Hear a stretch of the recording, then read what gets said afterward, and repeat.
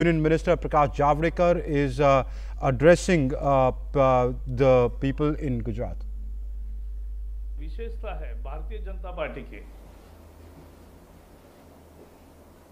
कितना भी संकट हो, हम संकट में जो लोग हैं उनकी मदद भी करेंगे, उनको धीरज भी बांधेंगे और हम उनके लिए पूरी ताकत से मेहनत करेंगे और उन तक पहुंचेंगे, संवाद करेंगे। आज मध्य जोन और सौराष्ट्र जोन में के सभी कार्यकर्ता आज बूथ बूथ पर जुड़े हैं। यह सभा केवल और केवल भारतीय जनता पार्टी ही कर सकती है।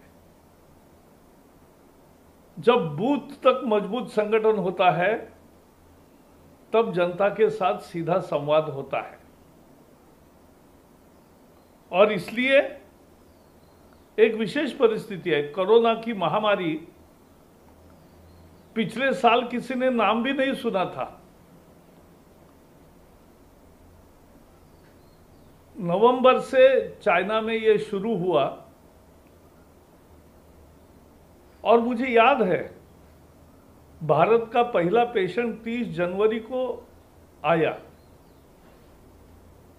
लेकिन उसके पहले महीना भर मोदी जी हर कैबिनेट मीटिंग में ये बताते थे कि ये संकट गहरा है, सारे दुनिया में आ सकता है, हमें तैयारी करनी चाहिए, हमें सावधानी बरतनी चाहिए।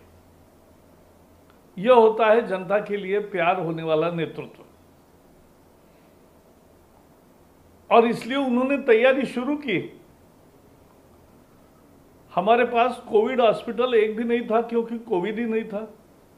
आज 800 से ज्यादा हो गए। हमारे पास केवल पुणे में वायरोलॉजी इंस्टीट्यूट थी जहां टेस्टिंग होता था। आज 300 से अधिक टेस्टिंग लैब्स तैयार हो गए। पीपीई नहीं बनता था, मास्क नहीं बनते थे, आज सब भारत में बनने लगे। जो टेस्ट के लिए स्टिक होती है वो एक विशेष तरह की होती है, धागा भी। तो जो स्वैब इकट्ठा करने की स्टिक है वो भी भारत में बाहर से आती थी। पिछले 4 महीने में लगातार मेहनत करके मोदी जी ने एक देश में मेक इन इंडिया का नया रूप लाया और मेक इन इंडिया को भारी सफलता मिली है। मुझे खुशी है, गुजरात में 5300 एक्टिव केसेस है, एक भी नहीं होनी चाहिए, लेकिन खुशी की बात है कि 14,375 स्वस्थ होकर घर गए हैं। तो 5000 एक्टिव केसेस है और 14,000 घर गए हैं वापस। तो हम सही रास्ते पर हैं। वैसे तो कोरोना से एक की भी मृत्यु नहीं होनी चाहिए, लेकिन जरा दुनिया में देखें, 10 लाख आबादी में दुनिया भर में 53 लोग मरते, अमेरिका में 345 मरते, ब्राजील में 180 मरते, लेकिन भारत में सरकार ने जो प्रयास किए उसका परिणाम है कि हमारे यहां मौत का आंकड़ा 6 है, 6। और मोदी जी ने पहले ही बार बताया कि जहां भी पहले जान बचाना जरूरी है और फिर आर्थिक गतिविधियां बचाने की जरूरत है। इस बीमारी को लड़ने का एक ही तरीका है, दूरी बनाए रखो, मास्क पहनो। जब बात करनी है, सामने कोई 5 फीट के अंदर कोई आदमी है तो मास्क पहनना है, नजदीक लोग होंगे, और दूरी बनाकर ज्यादा से ज्यादा अनावश्यक रूप से बाहर नहीं जाना है, घर में रहना है। यह अगर 3 चीजें करेंगे तो कोरोना दूर रहेगा। इसलिए डरने की जरूरत नहीं है, सावधानी की जरूरत है। मोदी जी ने यह संकट आते ही 1,70,000 करोड़ का पैकेज दिया। इसमें 80 करोड़ लोगों को जिनको राशन मिलता है, 3 रुपए 2 रुपए में चावल और गेहूं मिलता है, उनको 10 किलो और अनाज और 2 किलो दाल मुफ्त में देने का फैसला किया। गुजरात ने भी दिया। जिनके पास राशन कार्ड नहीं है, ऐसे प्रवासी मजदूर 10 करोड़ लगभग थे, उनको भी अन्न ब्रह्म योजना में गुजरात ने दिया है। 20 करोड़ महिलाओं के जनधन खातों में 2 महीने 500-500 रुपए गए हैं और इस महीने के अभी गए हैं तो 503 बार गए हैं। अप्रैल मई जून 30,000 करोड़ रुपए हैं। 9 करोड़ किसानों के खाते में 2-2 हजार रुपए गए हैं। 8 करोड़ महिलाओं के घर में 3-3 गैस सिलेंडर पहुंचे हैं मुफ्त में, 2,000 रुपए उसके भी तो होते हैं। 3 करोड़ बुजुर्ग, विधवा एवं दिव्यांग, इनको 1-1 हजार रुपए मिला है। गुजरात ने भी 66 लाख कार्ड धारकों को 1 हजार रुपए दिए हैं और 5,000 श्रमिक स्पेशल ट्रेन से लगभग 70 लाख मजदूर, उनको इस बीमारी में घर जाने की जबरदस्त इच्छा थी, उनको घर पहुंचा दिया गया है। तो ये काम करके दिखाया सरकार ने। यही लोगों को बताना है। आपके यहां मंडियां भी जल्दी खुली, अनाज का व्यापार ठीक हुआ। अब विजय भाई रूपाणी और नितिन पटेल के नेतृत्व में जो सरकार है, वो अपने इलाके में भी क्या क्या अच्छे काम कर रही है, यह भी याद दिलाना जरूरी है। 115 जलाशय भरकर 11 शहर एवं 700 से अधिक गांवों को पानी देने की योजना, यह भगीरथ योजना ही है, क्योंकि नर्मदा का अतिरिक्त पानी जो बह रहा है वहां से उठाकर यह जलाशय भरे हैं। तो यह अद्भुत योजना है। पोरबंदर में नया मेडिकल कॉलेज हो रहा है। अमरेली और केशोद में नया एयरपोर्ट बन रहा है। द्वारका और ओखा, यहां सिग्नेचर ब्रिज जोड़ने वाला हो रहा है। तो ये एक बहुत अच्छा काम हो रहा है। 5 साल मोदी जी के सरकार ने आम जनता को ताकत दी। ताकत कैसे? आज जैसे आपने देखा, गुजरात में 10 लाख लोगों को मनरेगा में जॉब भी मिला है और उसमें 10 लाख लोगों को 202 रुपए मिनिमम ये उनके खाते में जमा होते हैं।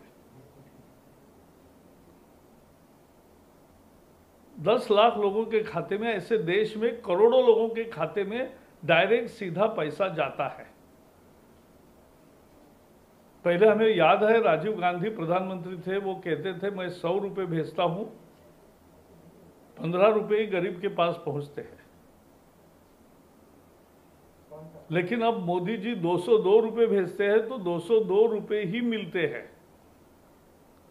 यह फर्क हमने लाया है और इसलिए गरीब का एम्पावरमेंट हम कर रहे हैं। दूसरा, 50 करोड़ लोगों को आयुष्मान भारत योजना दी है। 5 लाख रुपए तक का मुफ्त इलाज, छोटी बात नहीं है।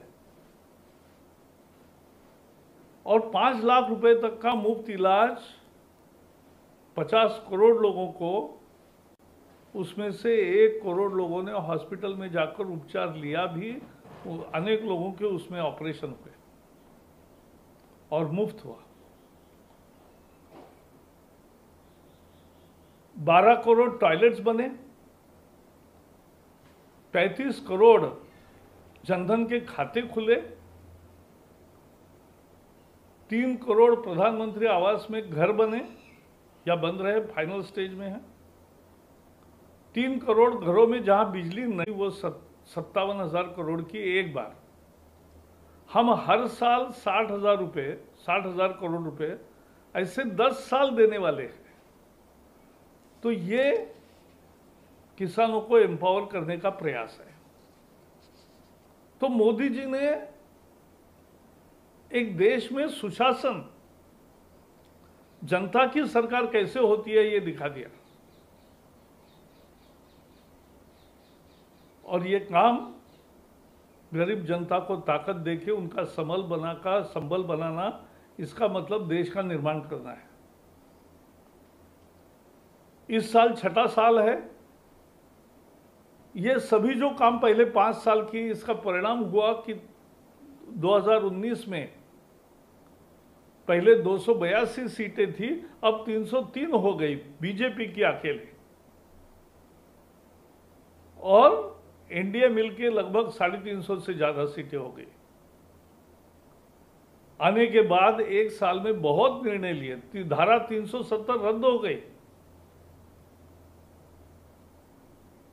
कश्मीर का सही विलय देश में हो गया। जैसे राज्य है, महाराष्ट्र है, गुजरात है, राजस्थान है, वैसे अब जम्मू कश्मीर राज्य है। 35A भी खत्म हुआ। और आपने देखा है पिछले 2 सप्ताह में दहशतगर्दियों को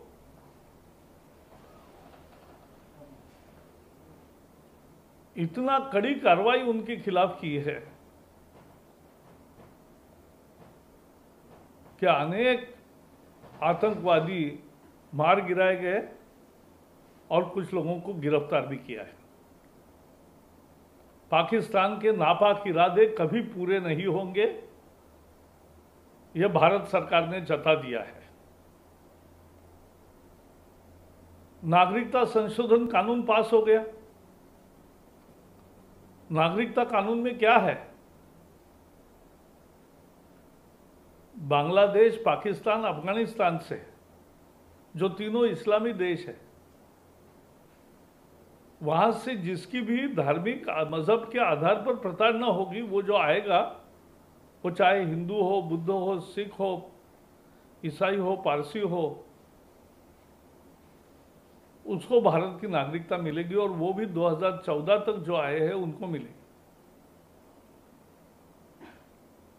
लेकिन जानबूझ के गलत फहमियां तैयार करने का प्रयास हुआ, लेकिन नहीं चला। राम मंदिर की मांग तो कितने साल लड़ाई हुई है। 500 साल का लड़ाई का कभी अंत होगा ऐसा लोगों को लगता नहीं था।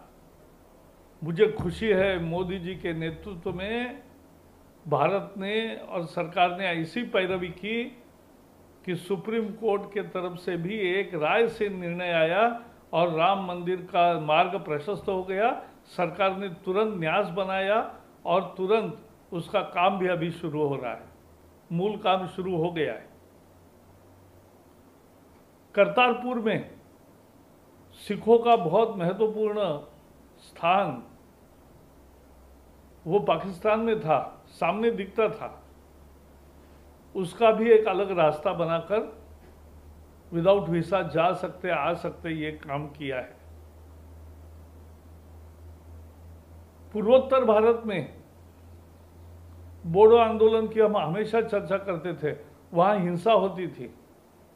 आज पूरा बोडोलैंड खुशी से झूम रहा है क्योंकि उसका समझौता हो गया और अच्छी तरह से समझौता हुआ। जब भारत पर थोड़ी भी नज़र तिरछी करी पाकिस्तान ने तो सर्जिकल स्ट्राइक भी किया, और जब समय आया तो बालाकोट में एयर स्ट्राइक भी किया और बता दिया कि हम सहन नहीं करेंगे। ये करके दिखाया। एक देश एक कर प्रणाली लाई, जीएसटी लाया। शुरुआती के थोड़े दिक्कतों के बाद अब सुचारू रूप से चल रहा है। व्यापारियों को पेंशन और बाकी मजदूरों को पेंशन की व्यवस्था करी। अपनी रक्षा सामग्री लाकर बहुत अच्छी तरह से काम किया। अब इसी के बीच में प्रधानमंत्री जी ने नया संकल्प दोहराया है, आत्मनिर्भर भारत। आत्मनिर्भर भारत। आत्मनिर्भर भारत माने दुनिया से कटना नहीं है, दुनिया के व्यापार से हटना नहीं है। आत्मनिर्भर भारत का मतलब है कि दुनिया से कम खरीदी करेंगे और दुनिया में ज्यादा से ज्यादा बेचेंगे, एक्सपोर्ट बढ़ाएंगे, इंपोर्ट थोड़ा कम करेंगे, और देश में अगर उत्पादन होता है तो वो वस्तु का यूज करेंगे। हम भी उसमें एक आंदोलन करेंगे तैयार। 20 लाख करोड़ का पैकेज घोषित किया किसान के लिए, तो ये मुक्ति का क्षण है, क्योंकि एपीएमसी कानून से उसकी मुक्ति हो गई। पहले बंधन था कि मंडी में जाकर ही बेचना पड़ेगा, अब मंडी में जाकर बेचने की सख्ती खत्म हुई, और मंडी में के बाहर भी अपने घर से भी कोई व्यापार कर सकेगा, और जो ज्यादा दाम देगा उसको किसान बेच सकेगा। यह अधिकार मांग रहे थे, 50 साल से नहीं मिला था, मोदी जी ने दे दिया। हमेशा हमने देखा है आलू की, प्याज की, किसी चीज की कीमत कम हो गई, कीमत यानी थोड़े कमी रही तो कीमतें बढ़ती है तो तुरंत उसके निर्यात पर पाबंदी आती है।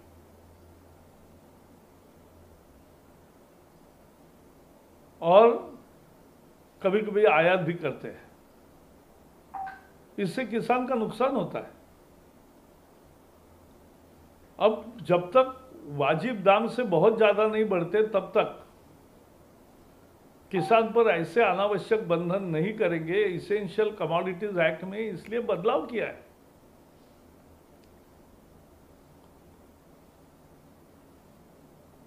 अनुबंध करके किसी उत्पादक को या किसी प्रोसेसिंग इंडस्ट्री को, भाई आलू इस प्रकार के मैं तैयार करूंगा, प्याज इस प्रकार के तैयार करूंगा, आप बीज दे दो, हम बोएंगे, हम अच्छी खेती करेंगे और ज़्यादा से ज़्यादा मादा पैदा करके माल आपको दे देंगे, और वो भी बताता है कि मैं आपका जितना भी माल होगा खरीदी करूंगा। यह अनुबंध करने की इजाज़त नहीं थी, अब वो इजाज़त मिली है। यह आत्मनिर्भर पैकेज का महत्वपूर्ण हिस्सा है। सूक्ष्म, लघु एवं मंझोले उद्योग, उनकी परिभाषा बदल दी। ज्यादा उद्योगों को अब उसमें संरक्षण दिया है, और उसके लिए 3,70,000 करोड़ का पैकेज दिया है। पशुपालन को भी दिया है, मत्स्य पालन को भी दिया है। एक अनोखी योजना है, रेडी पटरी वाले जो होते हैं, ठेला लगा के बैठता है, उसको 10,000 रुपये मिलेंगे अभी, और सभी बैंकों को कहा गया है कि जल्दी उनको मंजूर करें, गारंटी सरकार देगी। 50 लाख ठेले वालों को इसका फायदा मिलेगा, यह अपेक्षा है। तो भाइयों, मैं जो कह रहा था कि हमें अपनी पार्टी पर गर्व होना चाहिए, हमें अपने नेतृत्व पर गर्व होना चाहिए, क्योंकि भारत को अपनी ऊंचाई पर ले जाने का काम मोदी जी के नेतृत्व में हो रहा है। गुजरात में विजय भाई रूपाणी, नितिन भाई पटेल जी के नेतृत्व में हो रहा है। आप सभी कार्यकर्ता, गुजरात के सभी कार्यकर्ताओं को मैं मिलता हूं तो मुझे हमेशा आनंद होता है कि ये कार्यकर्ता एक स्नेह भाव से बंधे हुए हैं, एक पारिवारिक भावना है। गुजरात में मुझे हमेशा लगता है, और इसलिए ऐसे गुजरात में आज मुझे आपके साथ जुड़ने का भाग्य मिला, क्योंकि आज तो सामने आकर बैठ सभा नहीं हो सकती और सारी लोग एक ही हॉल में पूरे जमा है या लोग मैदान में जमा है, ये भी नहीं हो सकता। तो इसलिए हर बूथ पर और हर कोई अपने फोन में फेसबुक से, यूट्यूब से या अनेक तरीकों से लाखों लोग जुड़ जाएंगे, कार्यकर्ता भी और दूसरे मतदाता भी, और कुछ तो एनआरआई जो बाहर है वो भी जुड़े हैं। तो ये एक अद्भुत सभा है। सभी पार्टियां केवल टिप्पणी करने में समय बिता रही है। अच्छा कुछ करो, ये महंगा नहीं है, लेकिन इसके लिए जिगर चाहिए, योजना चाहिए, और ये करने में आज गुजरात के कार्यकर्ताओं ने अगुवाई की। जीतू भाई, आपको बहुत बहुत धन्यवाद, सभी कार्यकर्ताओं को धन्यवाद, और जो भी लोग इसमें जुड़े उन सबको धन्यवाद देकर मैं अपनी वाणी को विराम देता हूं। जय हिंद।